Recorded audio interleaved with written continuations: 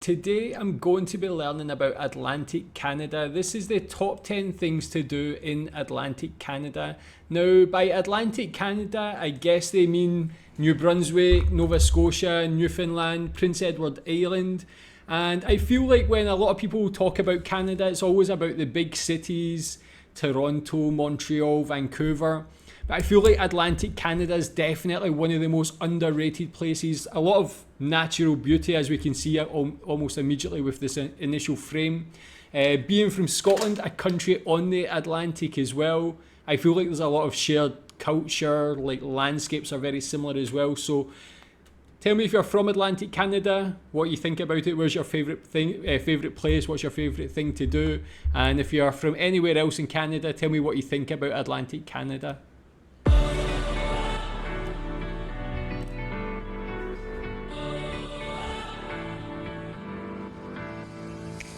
Hey everyone, welcome to Atlantic Canada. My name is Arian from seehouston.ca, and today I have got a bucket list worthy video for you. Now before I get started, make sure you subscribe to my YouTube channel and that you've hit that notification bell. So Atlantic Canada is the easternmost region in the country, and it is made up of the 4 smallest provinces. You've got New Brunswick, Nova Scotia, Prince Edward Island, and Newfoundland and Labrador. This region is filled with history, gorgeous landscapes, the freshest seafood in the country, and the most friendly people you'll find in Canada. Now, don't let its size fool you. There's a lot to do here. So whether you're visiting for the first time or you're making a return trip, here are the top 10 things to do in Atlantic Canada. Number 10, enjoy some beach time on Prince Edward Island. Prince Edward Island is home to 1,100 kilometers of shoreline, which means there's a lot of beach time to be had.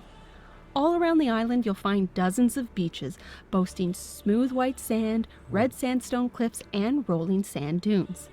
A few beaches not to be missed include Brackley Beach, Greenwich Beach, and Basin Head Beach, home to the Singing Sands, which make a funny squeaking sound when walked upon. The beaches on Prince Edward Island are clean and peaceful, with water temperatures warm enough to go swimming during the summer months. Number 9. Yeah, so there you go already. Beaches in Canada. I think that's one of the most underrated things about Canada. I learned on a previous video that Nova Scotia also has beautiful beaches, but this Atlantic region in Canada, home to so much beaches, and the thing you're getting there is the lack of people. You're getting like whole beaches to yourself. You're getting beautiful scenery. Tell me if you've been to the beaches on Prince Edward Island, in anywhere else in Atlantic Canada. What's it like? Are they good? They look beautiful from that video anyway. Spend a night at the Fortress of Lewisburg. Located on the southeastern coast of Nova Scotia's Cape Breton Island, the Fortress of Lewisburg was one of the busiest seaports in North America during the mid-18th century.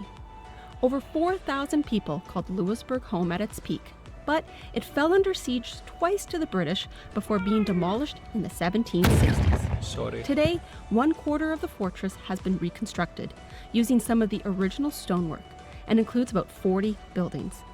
It is the largest reconstructed historic site in North America. A visit to the Fortress of Lewisburg offers you the chance to see what a typical day in the 18th century looked like. You can wander through the streets, step inside houses and shops, and even grab a meal at one of 2 restaurants. Daily activities include guided tours, dance performances, military drills, and learning what life was like for a soldier, including the chance to fire an exact replica of an 18th century musket. That's But the coolest and most unique experience is to spend the night in the fortress. One option is to sleep in an 18th century style tent within the walls of the King's Bastion. Everything is provided for, including sleeping pads and cooking supplies. All you need to bring is a sleeping bag, pillow, and any food you want to eat. And the best part is you might just have the whole place to yourself. That is awesome. Like, I've never really heard of anything like that. Like, one thing I do like learning about is history. That's such an immersive way to learn about history and have also like a very unique experience, literally to stay there in this environment, go to these little restaurants serving the food and things like that as well. I mean, look at just for the beauty of the place as well. You see that it's like surrounded by water, this reconstructed place here that looks fantastic as well. Tell me if you know about that, but tell me if you've ever experienced anything like that before, where you've went to stay in what is basically like a living museum. Very cool. Number 8. Visit the birthplace of Canada, Charlottetown, Prince Edward Island. This vibrant seaside city might just be the most charming and picturesque provincial capital city in Canada. It's also the birthplace of Confederation. Charlottetown is teeming with old historic homes, has a walkable downtown core, boasts excellent restaurants, and has an impressive theater scene. Make a point to walk along the waterfront at Victoria Park. Sample the famous PEI seafood at the Water Prince Corner Shop. Enjoy a pint of beer at the Kahan Brewery, and meander your way through town with a cow's ice cream cone in hand.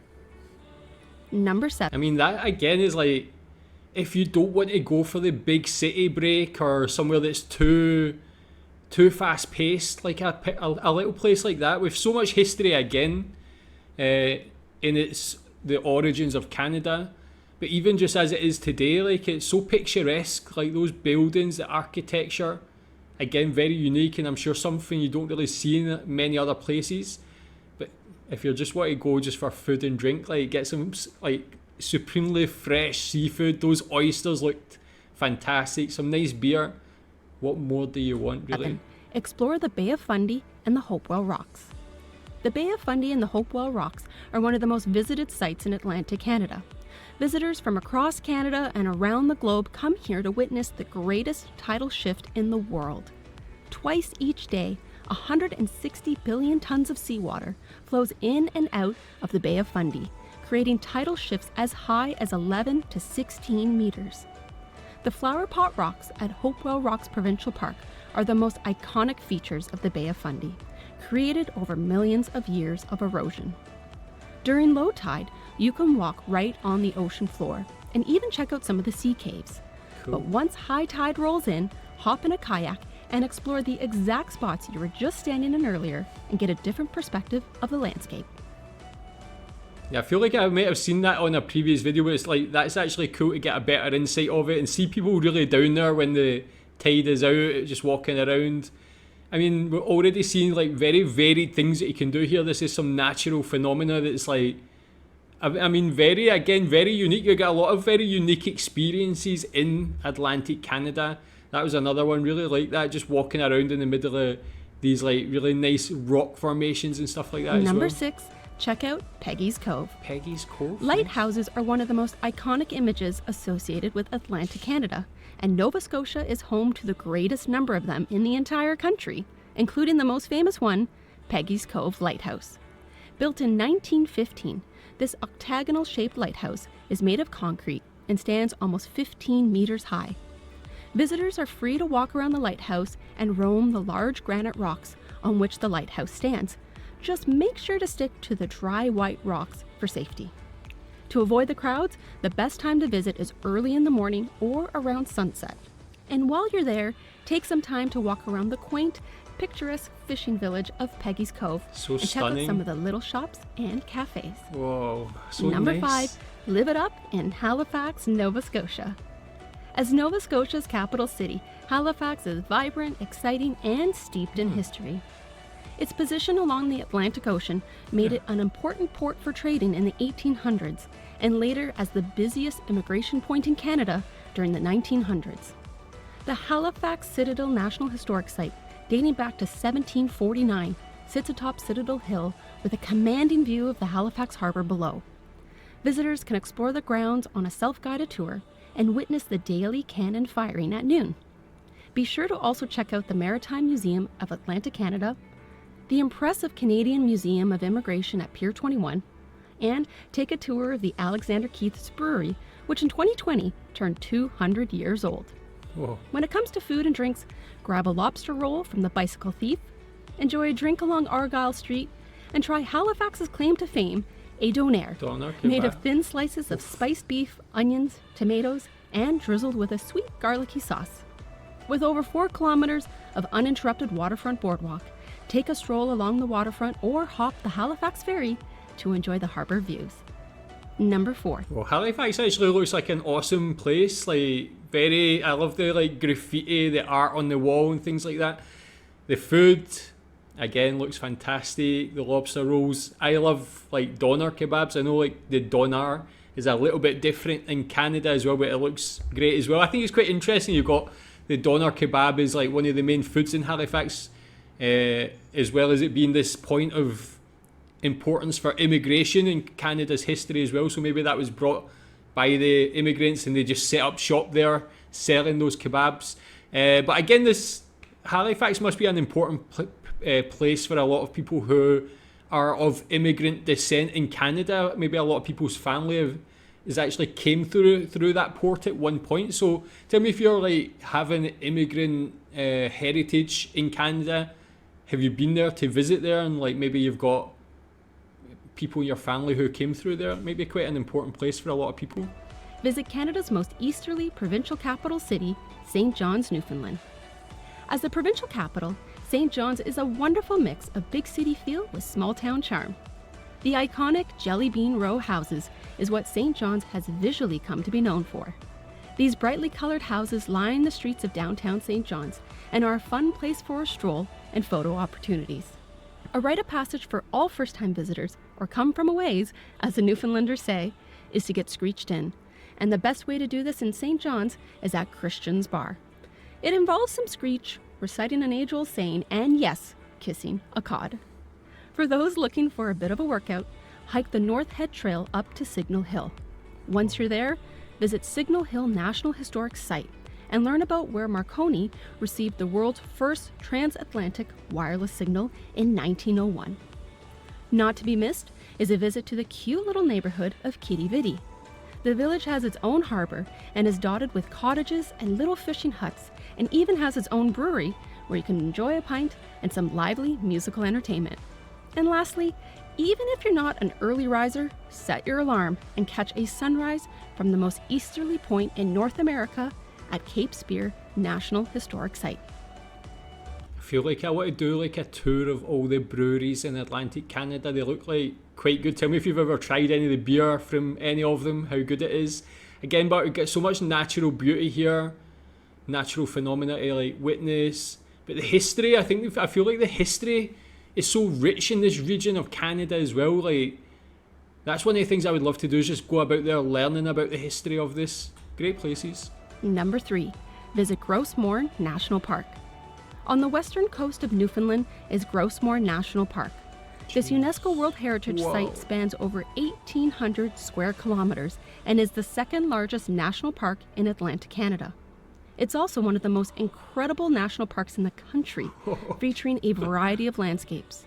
Here you'll find arid tablelands, boreal forests, mountaintops, and even a freshwater fjord. What? Boreal forests, mountaintops, and even a freshwater fjord. Look at that.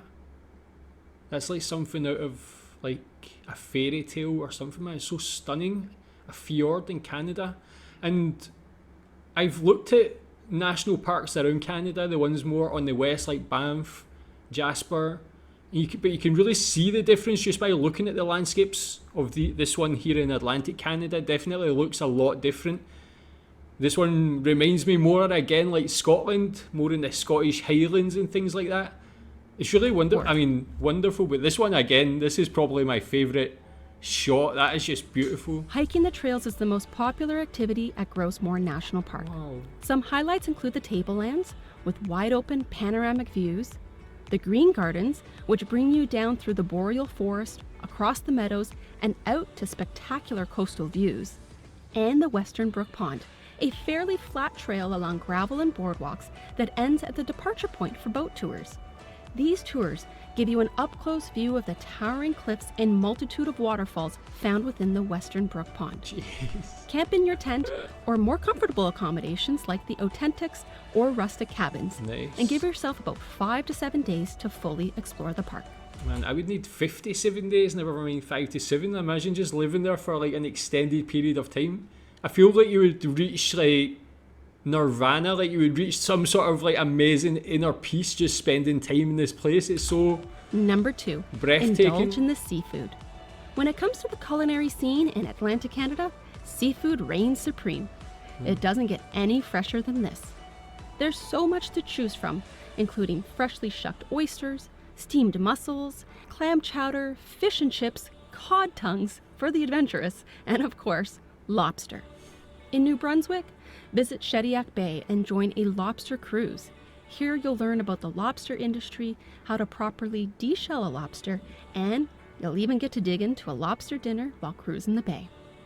On Prince Edward Island, experience a traditional church lobster supper. New Glasgow? Originally started as a way to I'm fundraise from for churches, these dining experiences continue today and include set-price dinners based on the size of your lobster and come with unlimited appetizers, salads, and dessert.